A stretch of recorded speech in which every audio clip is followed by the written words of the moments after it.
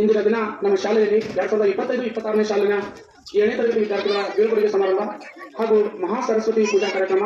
ಅದರ ಜೊತೆಗೆ ನಮ್ಮ ಶಾಲೆಯ ಮುಖ್ಯೋಪಾಧ್ಯಾಯರಾಗಿರ್ತಕ್ಕಂತಹ ಶ್ರೀ ಚಂದ್ರಪ್ಪ ಜಿ ಗಾಡಿ ಗುರುಗಳು ವರ್ಗಾವಣೆಯಾದ ಪ್ರಯುಕ್ತ ಅವರ ಬೀಳ್ಕೊಡುಗೆ ಸಮಾರಂಭ ಹಾಗೂ ಇದರ ಜೊತೆಗೆ ವಿದ್ಯಾರ್ಥಿಗಳಿಂದ ಅವರ ತಂದೆ ತಾಯಿಯವರಿಗೆ ಪಾದಪೂಜೆ ಕಾರ್ಯಕ್ರಮ.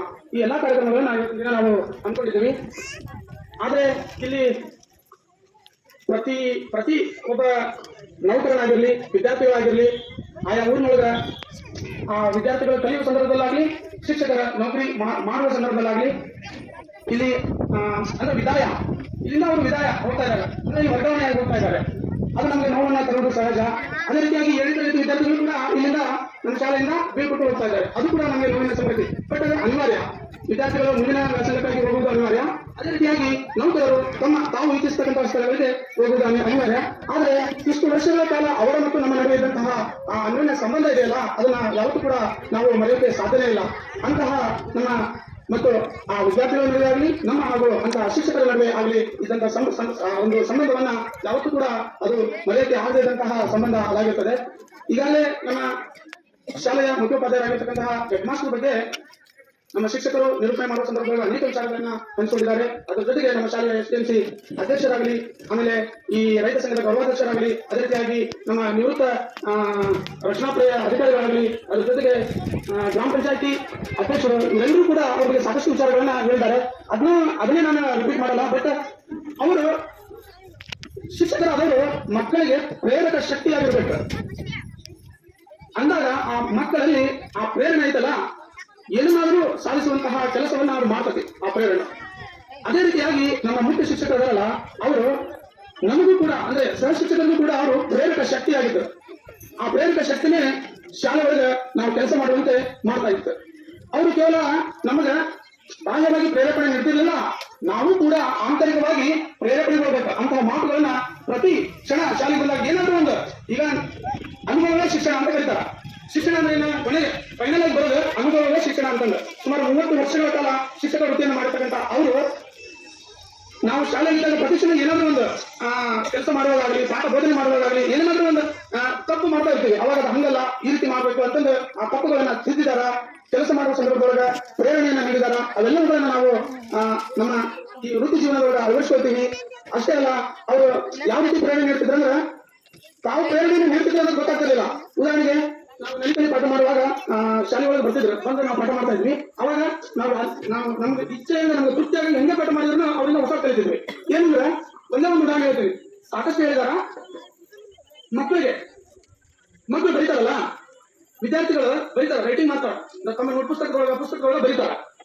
ನಾನು 10 ವರ್ಷ ಆದ್ರೂ ಮಕ್ಕಳನ್ನ ಹೆಂಗ್ ಕುಂದಿರಿಸಿ ಅವ್ರಿಗೆ ಸ್ಯಾಟಿಸ್ಫ್ಯಾಕ್ಷನ್ ಆಗ್ಬೇಕು ಬರೆಯಾಕ ಅನ್ನೋದೇ ನನಗೆ ಗೊತ್ತಿರಲಿಲ್ಲ. ನಾನು ಟೀಚರ್ ಮಕ್ಕಳನ್ನ ಹೆಂಗ್ ಕುಂದಿರಿಸಿ ಬರೋದು, ಆ ಮಗು ಚೆನ್ನಾಗಿ ಬರೀತೈತಿ, ಗುಂಡಾಗ ಬರೀತೈತಿ, ಅದು ಸ್ಯಾಟಿಸ್ಫ್ಯಾಕ್ಷನ್ ಆಗ್ತೈತಿ, ಖುಷಿಯಿಂದ ಬರೀತೈತಿ ಅನ್ನೋದು ನನಗೆ ಗೊತ್ತೇ ಇರಲಿಲ್ಲ. ಸುರೇಶ, ನೀನ್ ನಲಿಕಲಿ ಟೀಚರ್, ಸಣ್ಣ ಮಕ್ಕಳು ಅವ್ರಿಗೆ ಸ್ಯಾಟಿಸ್ಫ್ಯಾಕ್ಷನ್ ಆಗ್ಬೇಕು, ಆತನೇ ಅವರು ಪೆನ್ನ ಪುಸ್ತಕಗಳನ್ನ ಹಿಡಿದಿರ್ತಾರ, ನೀವು ಹೆಂಗ್ ಕಲಿಸ್ಬೇಕಂದ್ರೆ ನೋಡಿಲ್ಲ ಅಂತಂದು ಫಸ್ಟ್ ಅವರು ಪೆನ್ನ ನೋಟ್ಬುಕ್ಕನ್ನ ಹಿಡ್ಕೊಂಡು ವಿದ್ಯಾರ್ಥಿ ಶಿಕ್ಷಕರೊಬ್ಬರು ವಿದ್ಯಾರ್ಥಿಯಾಗಿ ಹಿಡ್ಕೊಂಡು ಆ ಪೆನ್ನು ನೋಟ್ ಪುಸ್ತಕಗಳನ್ನ ಹಿಡ್ಕೊಂಡು ನಾವು ನಮ್ಮ ನಲಿಕಲಿ ಪದ್ಧತಿ ಒಳಗೆ ಮಕ್ಕಳನ್ನ ನೆಲದಲ್ಲಿ ಗಮನಿಸ್ತಿದ್ವಲ್ಲ, ಹಂಗ ಕುತ್ಕೊಂಡು ಸ್ಟೆಪ್ ಅನ್ನ ಓದಿಸಿದವರು.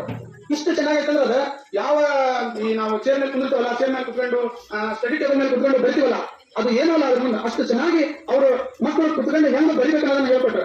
ಇಂತಹ ಅನೇಕ ವಿಚಾರಗಳನ್ನ ನಮ್ಮ ವೃತ್ತಿ ಜೀವನದೊಳಗ, ಪಾಠ ಬೋಧನೆ ಮಾಡುವ ಸಂದರ್ಭದೊಳಗ, ನಾವು ಕಲಿಸುವ ಸಂದರ್ಭದೊಳಗ, ಪಠ್ಯ ಮತ್ತು ಸಪಠ್ಯ ಚಟುವಟಿಕೆಗಳ ಸಂದರ್ಭದೊಳಗ, ಎಲ್ಲಾ ಸಂದರ್ಭದೊಳಗ ನಮ್ಗೆ ಅನೇಕ ಅಂಶಗಳನ್ನ ಅವರು ತಿಳಿಸ್ಕೊಟ್ಟಿದಾರ. ಅವನ್ನ ನಮ್ಮ ವೃತ್ತಿ ಜೀವನದೊಳಗೆ ಯಾವತ್ತೂ ಮರೆಯಲ್ಲ. ಮತ್ತೆ ಅಂತವುಗಳನ್ನ ನಮ್ಮ ಮಕ್ಕಳಿಗೆ ನಾವು ಅಂತಹ ಪಾಠಗಳನ್ನ ಮಕ್ಕಳಿಗೆ ತಿಳಿಸ್ತಾ ಹೋಗ್ತೀವಿ ಅನ್ನೋ ಮಾತನ್ನ ನಾನು ಈ ಸಂದರ್ಭದಲ್ಲಿ ಹೇಳ್ತೀನಿ. ಅದೇ ರೀತಿಯಾಗಿ ಇವತ್ತಿನ ಕಾಲದೊಳಗ ಒಬ್ಬ ಶಿಕ್ಷಕ ಮುಂದೆ ಹೊಂಟಾನಂದ್ರ ಅವ್ರನ್ನ ಕಾಲಿನಂತ ಶಿಕ್ಷಕರು ಬಾಳ ಇರ್ತಾರ, ಅಂತ ಶಿಕ್ಷಕರು ಇರ್ತಾರೆ. ಆದ್ರ ಆ ಶಿಕ್ಷಕರಲ್ಲ, ಒಬ್ಬ ಶಿಕ್ಷಕ ಸಾಧನೆ ಮಾಡಿನಂದ್ರ ಅದನ್ನ ಪ್ರೇರೇಪಿಸ್ತಿದ್ದವರು. ನೀನು ಈಗ ಉದಾಹರಣೆ, ನಾನು ಯಾವ್ದೋ ಒಂದು ಸ್ಪರ್ಧೆಯೊಳಗೆ ಭಾಗವಹಿಸಿದಾಗ ಆ ಸ್ಪರ್ಧೆಯಲ್ಲಿ ನೀವು ಮುಂದೆ ಬರ್ಬೇಕು, ಹೆಂಗ್ ಬರ್ಬೇಕು ಏನು ಅನ್ನೋದನ್ನ ಪ್ರತಿ ಕ್ಷಣ ನನಗೆ ಗೈಡ್ ಮಾಡ್ತಿದ್ರು. ನಾನು ಒಂದು ಸಾಧನೆ ಮಾಡ್ತೇನೆ ಅಂದ್ರೆ ನಾನು ಮುನ್ನುತ್ತೇನೆ ಅಂದ್ರೆ ತಾಲೂಕು ಮಟ್ಟ, ಜಿಲ್ಲಾ ಮಟ್ಟ, ರಾಜ್ಯ ಮಟ್ಟದವರೆಗೂ ಮುನ್ನುತ್ತೇನೆ ಅಂದ್ರೆ ಅದಕ್ಕೆ ಕಾರಣನೇ ಅವರು. ಯಾಕಂದ್ರೆ ಕೇವಲ ಅವರು ಪ್ರೇರಣೆ ನೀಡ್ತಾ ಇರಲಿಲ್ಲ, ಮಕ್ಕಳ ಕಡೆಯಿಂದ ತಾಲೂಕು ಮಟ್ಟದವರೆಗೆ ಸುರೇಶ್ ಸರಿಗೆ ವಿಶ್ ಮಾಡ್ರಿ, ಅದು ಅವ್ರಿಗೆ ಪ್ರೇರಣೆ ನೀಡ್ತೈತಿ ಅಂತ ಹೇಳ್ತಿದ್ರು, ಜೊತೆಯಾಗಿ ನಿಲ್ತಿದ್ರು. ಹಂಗ ತಾಲೂಕು ಮಟ್ಟದಾಗಲಿ, ಜಿಲ್ಲಾ ಮಟ್ಟದಾಗಲಿ, ರಾಜ್ಯ ಮಟ್ಟಕ್ಕೆ ಹೋಗುವಾಗ ಪ್ರತಿಯೊಂದು ಸಂದರ್ಭಗಳು ಅವ್ರು ನಮ್ಗೆ ಏನ್ ಮಾಡ್ತಿದ್ರು ಅಂದ್ರೆ ಮಕ್ಕಳ ಕಡೆಯಿಂದ ವಿಶ್ ಮಾಡಿಸ್ತಿದ್ರು. ಆ ಒಂದು ಸಣ್ಣ ಪ್ರೇರಣೆ ಐತಲ್ಲ, ಏನೇನಾದ್ರೂ ಗೆಲ್ಲುವಂತೆ ಮಾಡ್ತೈತಿ. ಅದಕ್ಕೆ ಅಂತದನ್ನ ನಮ್ಗೆ ಹಾಕೊಟ್ರು. ನೀವು ಕೂಡ ಮಕ್ಕಳು ಯಾವುದೇ ಮಕ್ಕಳು ಏನಾದ್ರು ವಿನ್ ಆದಾಗ ಸಾಧನೆ ಮಾಡಿದಾಗ ಈ ತರ ಮಾಡ್ಬೇಕು ಅನ್ನೋದನ್ನ ಅವ್ರು ನಮ್ಗೆ ತೋರಿಸ್ಕೊಟ್ರು.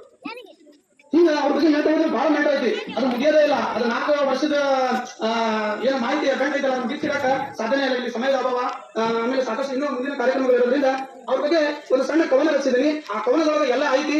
ಆ ಕವನವನ್ನ ಅರ್ಥ ಮಾಡ್ಕೊಂಡು ಗೊತ್ತಾಗ್ಬಿಡ್ತೈತಿ. ನಾನೇ ರಚಿಸಿದ್ದೀನಿ ಅವ್ರ ಬಗ್ಗೆ ಒಂದು ಕವನವನ್ನ ಅಷ್ಟು ಹೇಳಿ, ಆ ಕೊನೆಯದಾಗಿ ಆ ಒಂದು ಕವನವನ್ನು ಹೇಳಿ ನನ್ನ ಒಂದು ಮಾತನ್ನ ನನ್ನ ಅವ್ರ ಬಗ್ಗೆ ಇರ್ತಕ್ಕಂಥ ಅನಿಸಿಕೆಯನ್ನ ಮುಗಿಸ್ತೇನೆ. ಕಂಗದಿರನ ಕುರಿತು ಕೆಂಗದಿರನ ಮನದ ಭಾವ. ಯಾರು? ಕಂಗದಿರ ಅಂದ್ರೆ ಚಂದಿರ, ಕೆಂಗದಿರ ಅಂದ್ರೆ ಸೂರ್ಯ. ಅವ್ರ ಹೆಸರು ಚಂದ್ರಪ್ಪ, ನನ್ನ ಹೆಸರು ಸೂರ್ಯಪ್ಪ. ಓಕೆ. ಕಂಗದಿರನ ಕುರಿತು ಕೆಂಗದಿರನ ಮನದ ಭಾವ. ನನ್ನ ನಗು ಮೊಗದ ಸರದಾರ, ನನ್ನ ನಗು ಮೊಗದ ಸರದಾರ, ನಮ್ಮ ನೆಚ್ಚಿನ ಸಾಹುಕಾರ. ನಮಗೆ ಗೆಲುವಿನ ಛಲ ಹುಟ್ಟಿಸುವ ಸೂತ್ರಧಾರ, ನಮಗೆ ಗೆಲುವಿನ ಛಲ ಹುಟ್ಟಿಸುವ ಸೂತ್ರಧಾರ. ನಾವು ಗೆದ್ದಾಗಲು ಸೋತಾಗಲು ಬೆನ್ನು ತಟ್ಟಿ ಮುನ್ನುಗ್ಗಲು ದಾರಿ ತೋರುವ ಮಾರ್ಗಕಾರ.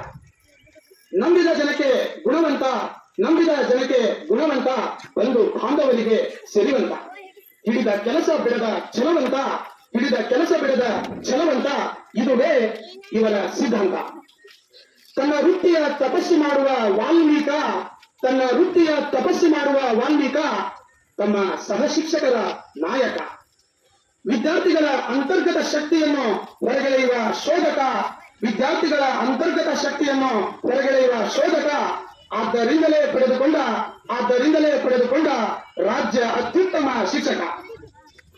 ಶಾಲೆಯ ಅಂಗಳವನ್ನು ಚಂದವಾಗಿಸಿರುವ ಇಂಗದಿರ, ಶಾಲೆಯ ಅಂಗಳವನ್ನು ಚಂದವಾಗಿಸಿರುವ ಇಂಗದಿರ, ಶಾಲೆಗೆ ಸೌಲಭ್ಯಗಳನ್ನು ಮಾಡಿಸಿಟ್ಟಿರುವ ಶಶಿಧರ. ಶಾಲೆಗೆ ಬಣ್ಣ ಬಣ್ಣದ ಬೆಳಕನ್ನು ಬಿಡಿಸಿರುವ ಸುಂದರ ಚಂದಿರ, ಶಾಲೆಗೆ ಬಣ್ಣ ಬಣ್ಣದ ಬೆಳಕನ್ನು ಬಿಡಿಸಿರುವ ಸುಂದರ ಚಂದಿರ. ಇದು ತಂಗದಿರನ ಮರೆಯಲಾಗದ ಶಾಲಾ ಮಂದಿರ.